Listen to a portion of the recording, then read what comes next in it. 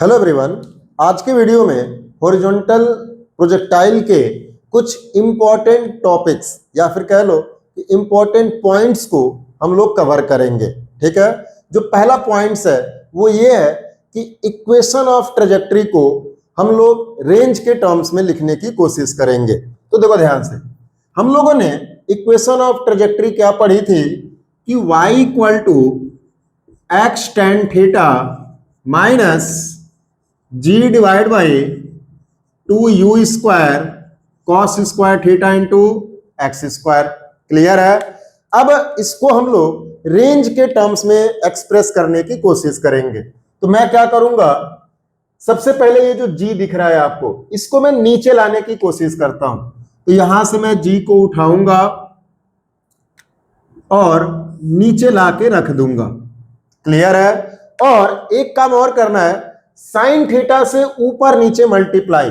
Clear है। तो मैं इस एक्स स्क्वायर को यहां पे लिख देता हूं और साइन थीटा से ऊपर और नीचे मल्टीप्लाई कर दिया। क्लियर है। अब इससे ये होगा कि साइन थीटा से कोई भी फर्क पड़ने वाला नहीं है।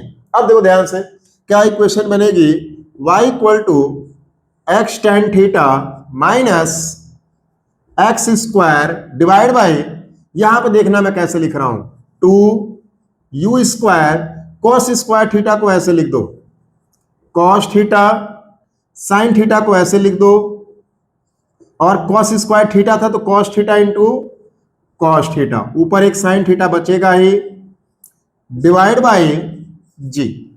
अब अगर ध्यान से देखोगे तो ये वाला जो चीज है 2u square cos theta divide by g, ये हमारा बनता है रेंज।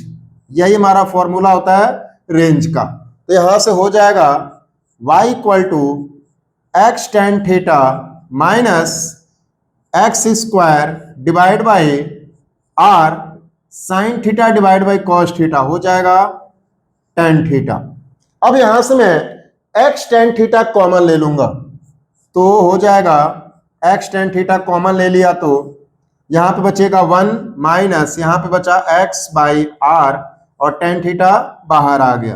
तो ये इक्वेशन बन के आती है, किसमें आएगी, equation of trajectory in terms of range. Clear है। तो ये फॉर्मूला हम लोगों को बिल्कुल याद रख के चलना है, कई जगह ये काम आएगा। क्लियर है। इसके अलावा भी हम लोग कुछ और पॉइंट्स को कैलकुलेट करेंगे, जैसे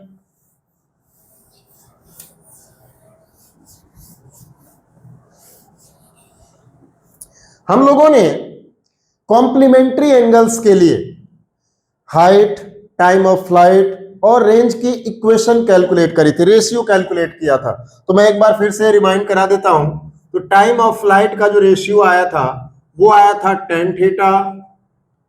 हाइट के लिए जो रेशियो आया था कॉम्प्लीमेंट्री एंगल्स के लिए वो आया था टेन स्क्वायर थीटा, और रेंज के लिए जो आया था R1 बाई R2 ये आया था 1।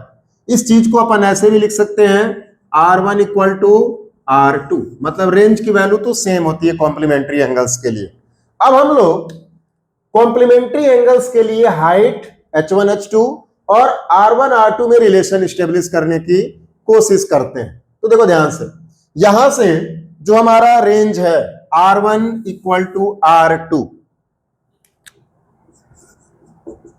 इसको मैं एक सिंपल सा टर्म्स लिख लूंगा R, चाहे थीटा पे फेंको चाहे 90 माइनस थीटा पे फेंको, रेंज हमारा सेम है और उसकी वैल्यू कितनी मान रखा है हमने, R। क्लियर है। हाइट का रेशियो जो है वो टेन स्क्वायर थीटा के बराबर है और टाइम ऑफ फ्लाइट का जो रेशियो वो है टेन थीटा के बराबर। तो अब मैं H1 H2 और R1 R2 में रिलेशन स्टेब्लिश करने की कोशिश करता हूं। तो यहां से देखो, सबसे पहले मैं लिखता हूं H2 बाई H1, रिवर्स कर दो तो यहां पे हो जाएगा 1 बाई टेन स्क्वायर थीटा, मतलब कि कॉट स्क्वायर थीटा, और यहां से आएगा cot theta equal to root H1 H2 by H1। हमने एक रिलेशन स्टेब्लिश किया है।